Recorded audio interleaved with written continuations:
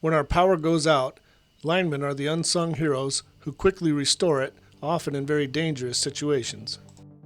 Line work is ranked by the National Bureau of Labor as one of the top most dangerous jobs. The risk of electrocution is a constant and daily part of a lineman's life. At Clallam County PUD, safety is not just a phrase, it is part of our core values and a way of life. Annually, the PUD holds what is called a Lineman's Rodeo, which is held at the PUD's Operations Center located in Carlsbad, Washington. There, the PUD has a training yard, a series of power poles which are used for practicing their skills, and during the rodeo, used to practice the rescue of a fallen coworker should he become injured or incapacitated while working high in the air. These poles have seen a lot of use, bearing the scars of many a lineman's hook as they climb them. Extricating a fallen coworker from a precarious situation is a life-saving skill one hopes to never have to use, but must be practiced to ensure they are able if needed. Every job a line crew does starts with a safety briefing. A safety rodeo is no different. Crews gather for the pre-job briefing as the tasks to be covered are discussed as well as how to do them safely. Dummies, weighing over 200 pounds, the weight of an average lineman with all of his gear, are used as the victims to be rescued. As you can see, these victims have been rescued a lot. The goal is to practice various rescue scenarios a lineman may encounter, from the top of a pole, laying over a crossarm, laying on a transformer, or incapacitated in the bucket. And the rodeo begins. The dummies are hoisted into position so that they can be rescued. The lineman then climbs to the top of the pole to begin the rescue. The dummy must be first tied off and then transferred to the rescue line before being cut loose from his climbing gear. Once secure on the rescue line, the dummy is then lowered to the ground and CPR begins.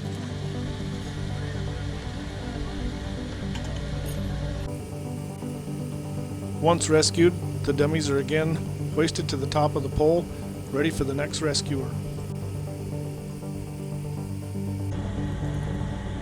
Every lineman gets the chance to practice the skill, climbing up to the top of the pole, securing to the rescue line, and lowering down to safety. Like a well-choreographed dance, the skills are practiced over and over. Practice is important. Someone's life may depend on it. The different scenarios are practiced. Here, rescuing someone incapacitated laying on a crossarm.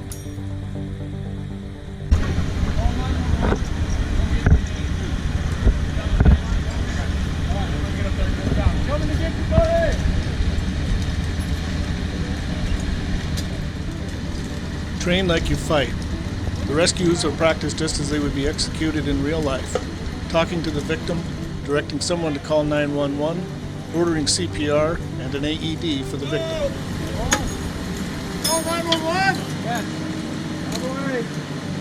Want me an AED yet? Yeah. Taking your back. Yeah.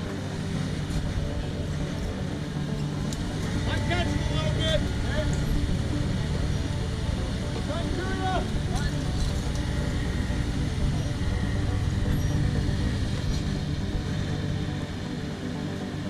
Start CPR, guys. Get the leads on it.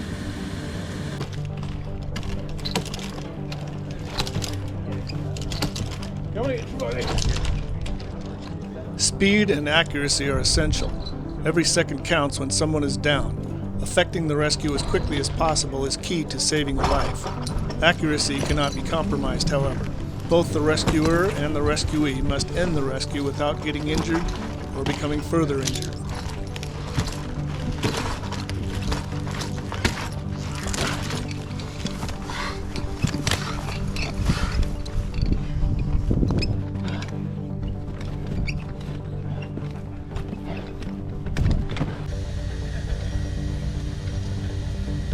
Different PUD crews other than linemen, will encounter different obstacles in their job. Fiberglass arms are strapped to a pole to simulate tree branches. The tree trimming crew must navigate their way through the tree branches to reach the victim. The victim is then secured to the rescuer and gently lowered down through the branches to the safety of the ground.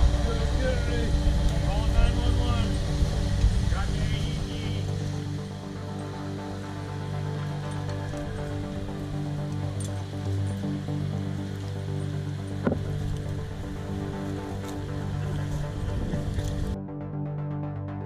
Another well-choreographed dance as crews practice their skills repeatedly.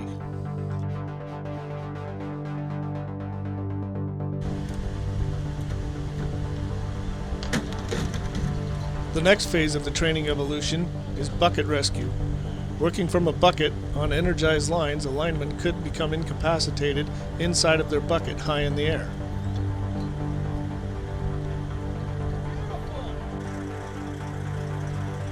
The dummy is once again loaded into the bucket for rescue.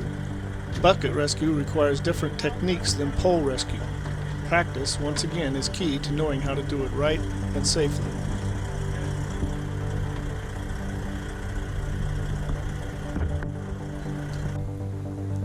The final phase of training is vault rescue.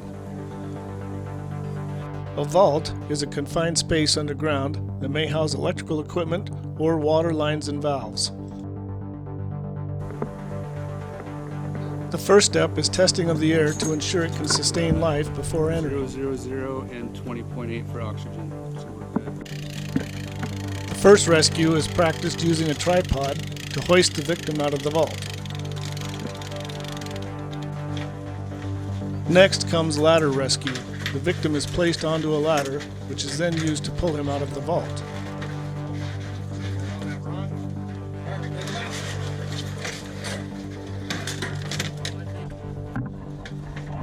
It takes teamwork, working together and coordinating efforts to safely extricate the victim from the vault.